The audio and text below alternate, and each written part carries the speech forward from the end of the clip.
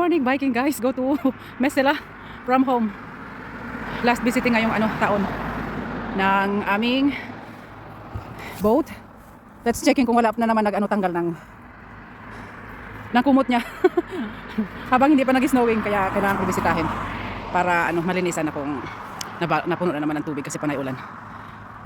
Grabe, malamig na, nasa plus nasa plus 4 ngayon. Kahit doble na yung ko pero papawisan pa rin kasi nga nagba-biking tayo. Medyo malayo-layo ang biking. Then maaraw ngayon mula kahapon. Continue lang po ako.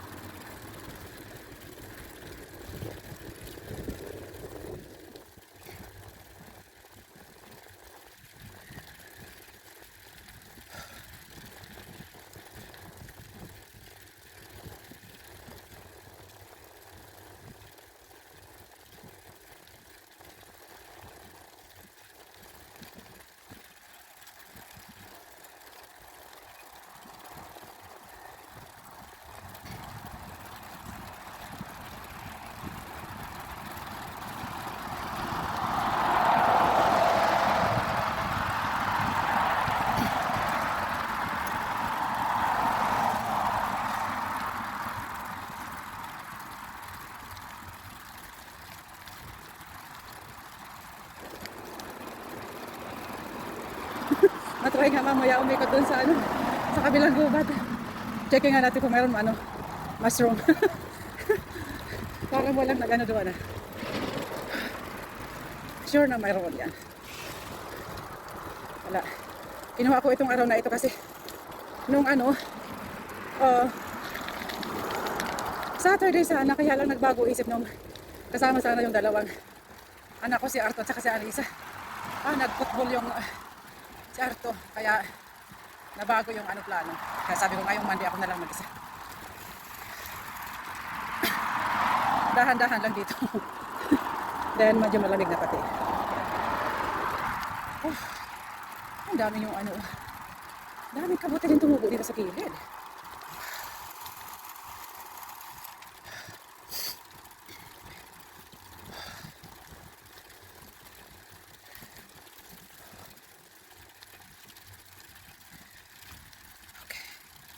Medyo mataas na tayo. Oopsies. Okay.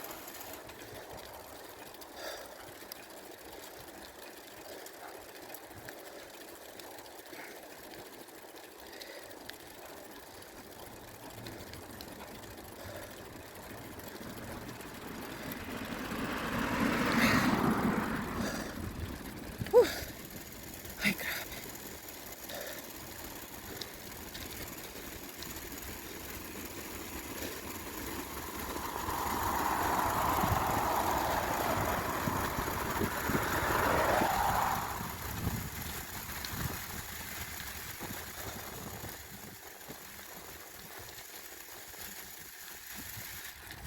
Pag palusog tayo, hindi kailangan pedal.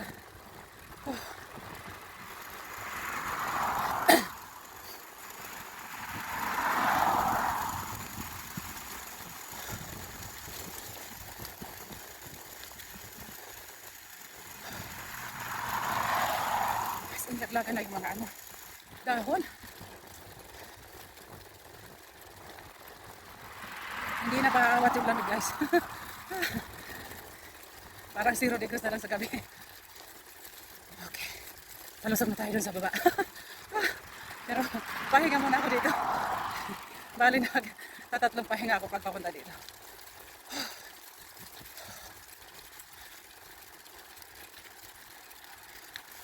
Pasod na tayo. Pasod na.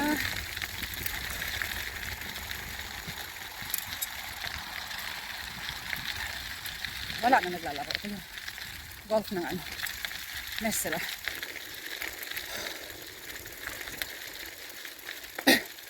Bababa tayo doon.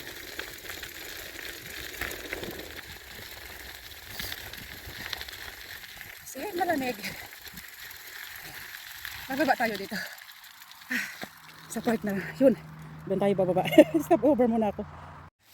Nandito na ako guys sa Mesela. Talaga naman binaklasan na naman ng kumot. Oh, ang ganda ng araw sana. Kaya lang, high blood ako guys.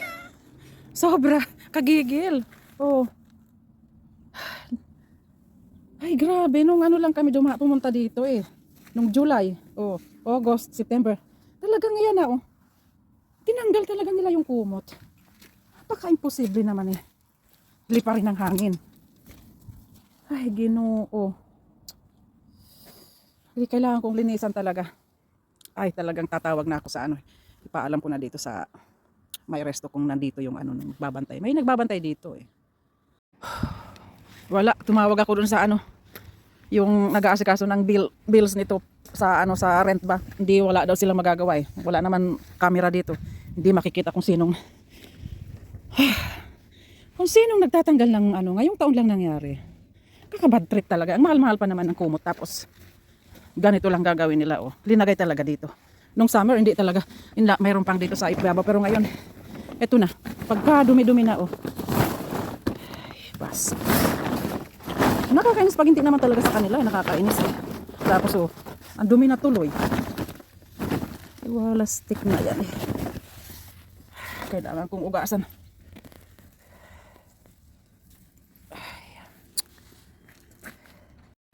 Ayan, malinis na ulit. Then, pati yung ano, inugasan ko muna yung ano niya, kumot niya. Kasi talagang ipanay ulan pa naman nung ano, last week. Kumutan ko ulit.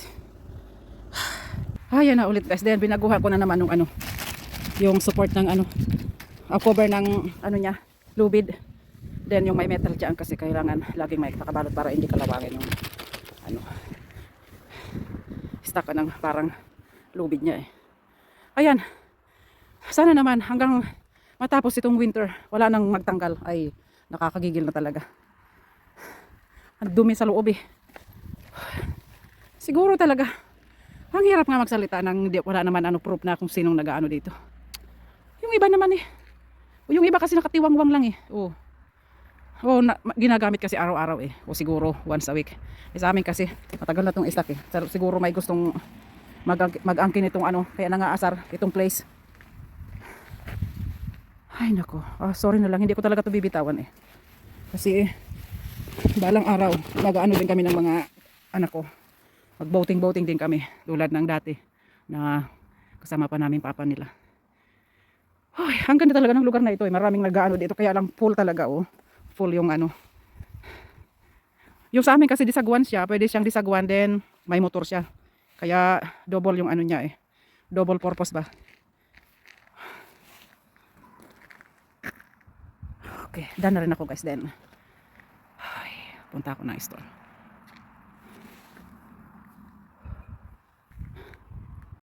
Sarado pala sila pag ano, Monday to Thursday.